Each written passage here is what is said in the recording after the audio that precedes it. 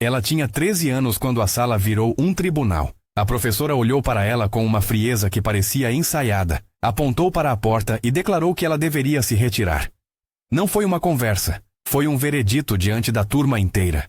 Risos surgiram como ondas curtas, alguns abafados, outros cruéis, e a menina sentiu o rosto ferver como se toda a sala tivesse acendido um holofote sobre sua vergonha.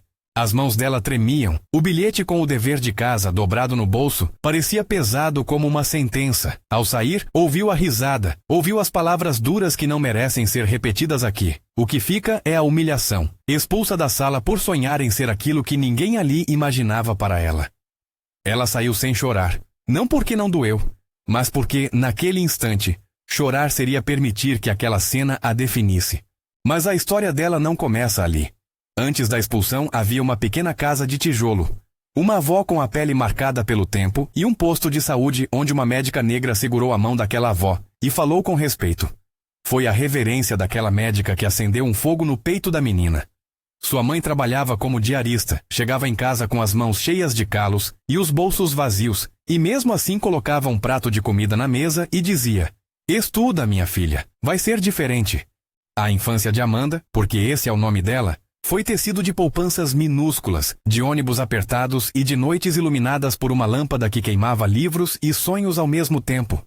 Ela podia ter deixado que a expulsão fosse o fim do enredo. Muitos teriam. A autoridade falou, a turma riu, e o mundo real parecia confirmar que aquele sonho era grande demais para uma menina da periferia. Em vez disso, algo mudou naquele coração. Naquele mesmo dia, em um quarto pequeno onde a janela já guardava o cheiro de panela, Amanda ajoelhou-se ao lado da cama da avó. As palavras saíram baixas, quase escondidas, mas foram firmes. "Senhor, se este sonho for bom, dá-me força. Se for para aprender, me ensina a caminhar." Não foi uma barganha, foi uma entrega. A paz que veio não apagou a vergonha, mas deu-lhe um mapa: persistir. Se essa história está tocando você, curta e compartilhe. E fica comigo até o fim para ver onde esse voto de coragem a levou. A partir dali, a vida de Amanda virou uma disciplina de pequenos sacrifícios. As manhãs eram ocupadas ajudando a mãe a limpar casas, as tardes eram horas de escola e as noites, uma disputa contra o cansaço. Cursinho improvisado com material xerocado, horas de ônibus para chegar ao centro, lanche esquecido para economizar. Ela trabalhou numa papelaria, arrumando prateleiras e empilhando cadernos com dedos que às vezes tremiam de sono. Havia dias em que duvidava. E a dúvida tem o rosto da exaustão. No primeiro Enem que fez, a nota não alcançou o que precisava. A sensação foi um soco. A jornada parecia inútil, como um caminho que terminasse em areia movediça. Muitos teriam voltado. Amanda respirou fundo e voltou a levantar. No segundo ano de tentativas, ela dormiu com livros entre os braços. As horas de ônibus passaram a ser tomadas por revisão. Em vez de permitir que a crítica da professora fosse uma âncora, usou-a como referência. Lembrete do que não queria ser, prova do tipo de mundo que precisava transformar. Entrar na faculdade pública de medicina não foi uma porta aberta por sorte. Foi o resultado de prova após prova, de bolsas conquistadas com mérito, de dias em que o almoço foi um sonho engolido para pagar fotocópias. A universidade foi um universo novo, corpos e histórias diferentes, noites longas no plantão. Era preciso aprender termos, tocar vidas, segurar choro de paciente e não se deixar abalar pelo próprio. A formatura aconteceu num dia de calor. A mãe estava lá, com as mãos calejadas e os olhos cheios, como se cada veio na pele fosse um capítulo da conquista. Quando Amanda subiu ao palco, a lembrança da sala onde foi expulsa passou por sua mente como um filme curto. O apontar da professora, o corredor que viu do lado de fora, a vontade de desaparecer. Mas agora havia um jaleco dobrado sobre o braço, um diploma que pesava mais que qualquer bilhete de dever de casa. A mãe gritava do fundo do ginásio, e a voz dela cortou o barulho como uma bênção.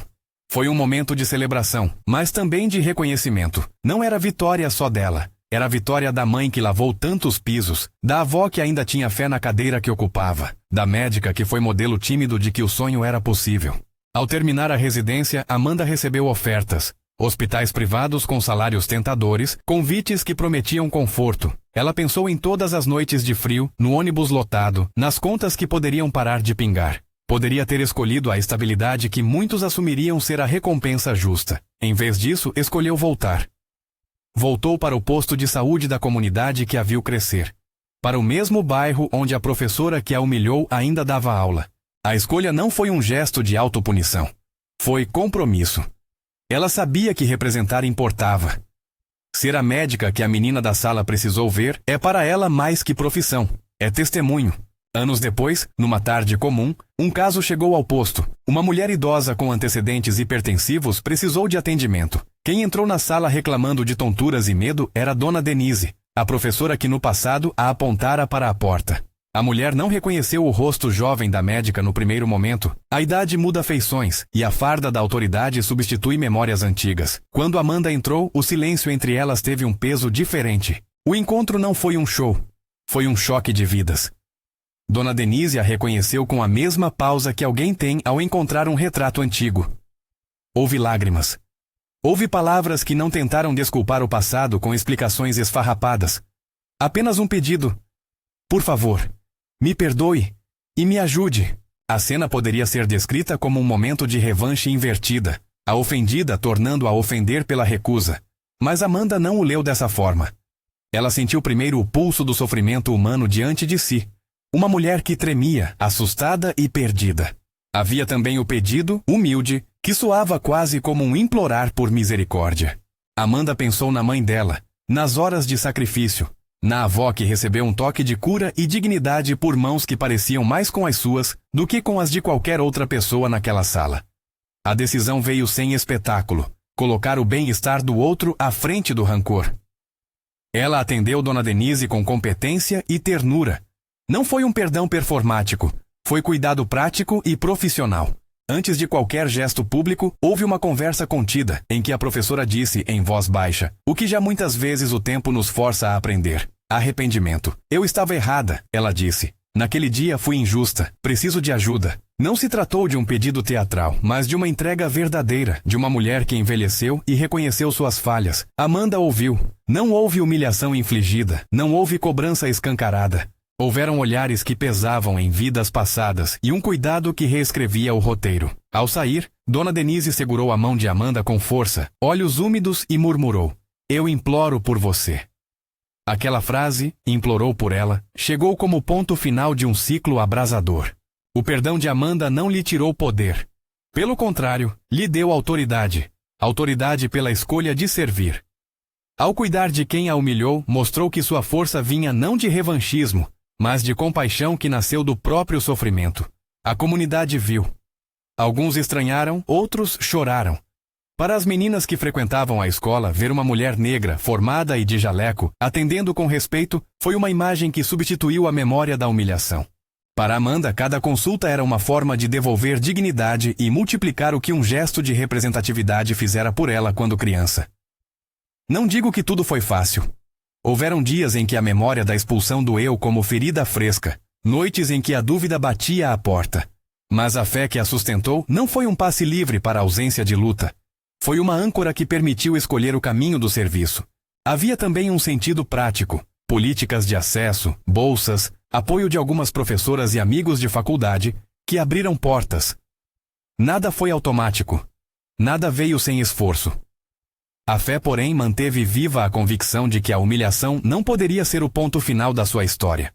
Antes de encerrar, peço silêncio por um instante para uma oração simples, íntima. Senhor, dá-me humildade para perdoar, coragem para servir e sabedoria para usar o meu lugar para abrir portas para outros. Que meu jaleco seja instrumento de dignidade e que minhas mãos curem mais que corpos, que toquem esperanças. Amém. Quando se conta essa trajetória, o que importa não é transformar sofrimento em espetáculo emocional, mas reconhecer que o racismo existe e que pode ser enfrentado de maneiras que restituam vida. Amanda poderia ter buscado somente reconhecimento público, podia ter construído ressentimento e exibido sua conquista como troféu. Escolheu, ao contrário, devolver cuidado onde a ferida foi aberta. Transformou a humilhação em propósito. Fez do jaleco a resposta mais contundente: competência, presença e amor. Se você acredita que Deus pode transformar humilhação em propósito, comente "Eu creio" e siga este canal para ouvir outras histórias de fé e serviço. E se um dia você sentir que um sonho foi arrancado por mãos frias, lembre-se, o que define não é quem grita mais alto na hora da expulsão, mas quem escolhe, depois, como usar a própria dor para abrir caminhos aos outros.